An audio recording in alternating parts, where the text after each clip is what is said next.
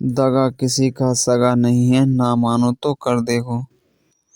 दो दोस्तों की ये कहानी है। आओ जानते हैं इस कहानी को। हमारे चैनल सत्य और धार्मिक पर नए हैं तो सब्सक्राइब कर लें, बेल आइकन दबाएं, कमेंट करें, ज़्यादा से ज़्यादा शेयर करें, बताएं ये कहानी आपको कैसी लगी। आओ जानते हैं इस कहानी को। एक समय की बात है कि दो दोस्तों में गहरी यारी थी, गहरी दोस्ती थी। वो खाना पीना खाते तो साथ साथ, कहीं जाते तो साथ साथ। उनमें आपस में बहुत अटूट विश्वास था और वो पैसा कमाने के लिए बाहर किसी शहर में चले गए। उन्होंने एक छोटी बंडी लगाई, ठेली लगाई और वहाँ पूड़ियाँ वगैरह खाने की चीज़ें बेचने लगे। उस बंडी से उन्होंने अच्छा पैसा कमाया। उस बंडी से एक बड़ा होटल खोल लिया।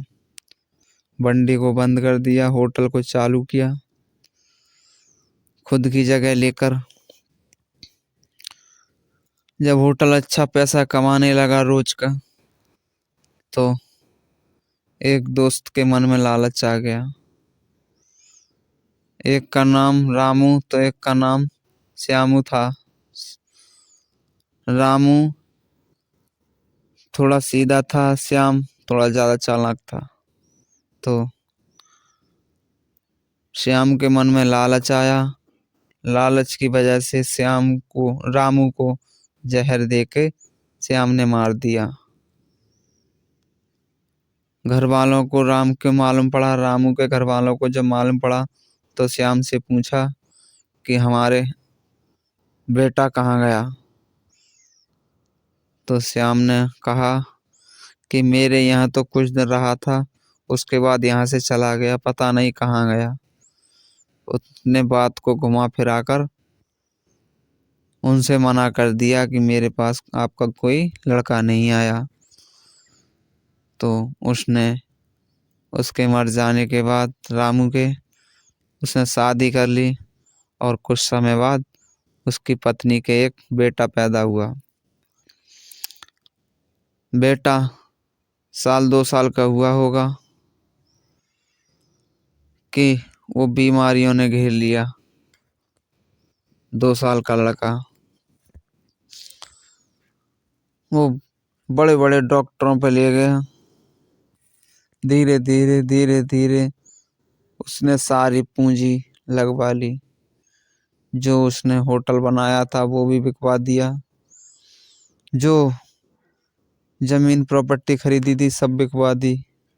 बीमारी की वजह से सारी प्रॉपर्टी बिक गई श्याम की। उसके पास कुछ नहीं बचा। तब उस बच्चे ने हंसकर बोला, उसका लगभग 3 साल इलाज चला। तब उसने डॉक्टर से कहा कि मैं अपने पिता से बात करना चाहता हूँ, मुझे मेरे पिता से बात करा दो। 2 साल का लड़का था, 3 साल और भी इलाज चला, 5 साल का हो गया। तो उसके पिता श्याम उसके पास पहुँचे तो बोले, हाँ बेटा बताओ क्या परेशानी है तुम्हें। तो पहले वो बच्चा खूब हंसा। हंसने के बाद फिर उसके पिता ने पूछा कि बेटे क्यों हंस रहे हो। तो उस बच्चे ने हंसकर ही जवाब दिया, क्या मुझे पहचाना। श्याम बोला, नहीं बेटे मैंने आपको नहीं पहचाना, तुम मेरे ही बेटे हो, मैं तुम्हें कैसे नहीं पहचानूंगा कि मैं बेटा तो तुम्हारा अब हूँ, जन्म लेकर आया हूँ। पहले मैं तुम्हारा रामू दोस्त था। तुमने लालच में आकर मुझको जहर देके मार दिया। मेरे हिस्से की सारी धन दौलत अपने कब्जे में कर ली। वही सारी धन दौलत तुम्हारी बिकवा चुका हूँ अपने हिस्से की, और तुम्हारे हिस्से की भी खा गया बिकवा कर। तो इतना कहकर वो बच्चा भी खत्म हो गया। और बच्चा इतना और कह गया कि जो बचा है थोड़ा बहुत मेरे क्रियाक्रम में लगा देना। वैसे तो मैंने तुमको रोड पर से ही साथ दिया था और रोड पर ही लाकर छोड़ दिया है। बच्चा खत्म हो गया, उसका उसने अंतिम संस्कार किया। तब उसकी समझ में आया, अगर जो किसी का हक मारता है, जो किसी की बेईमानी करता है, उसका भगवान कभी भला नहीं कर सकते। उसका कर्म ही उसे डुबो देता है, उसका कर्म ही उसे ऊपर उठा देता है। तो दोस्तों, आशा करते हैं यह कहानी आपको पसंद आई होगी।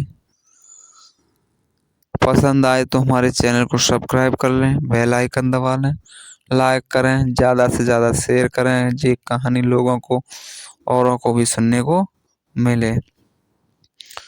तो दोस्तों, अगर हम किसी की बेईमानी करते हैं, किसी का कर्ज हम नहीं देते हैं, किसी से लेकर हम वापस नहीं करते हैं, तो इस संसार में रहकर भी हमें भोगना पड़ेगा। और यहाँ ना भोग पाए तो 7 जन्मों तक वो दूसरों का लिया हुआ कर्ज हमें जीवन मरण से छुटकारा नहीं पाने देगा। तो हमारा यही कहना है कि किसी का लिया है तो देना पड़ेगा। लिए का पाप देने से ही कटता है। और सत्मार्ग पर चलें, सत्य की चर्चा करें, सत्य गुणगान करें। दगाबाजी आज से छोड़ दो इस कहानी को सुनकर, यही कहना है। क्योंकि दगा किसी का सगा नहीं हुआ। कहने वालों ने कहा है, दगा किसी का सगा नहीं है, ना मानो तो कर देखो। जिसने भी तो ये दगा जिसने भी ये दगा किया जाकर उनके घर देखो।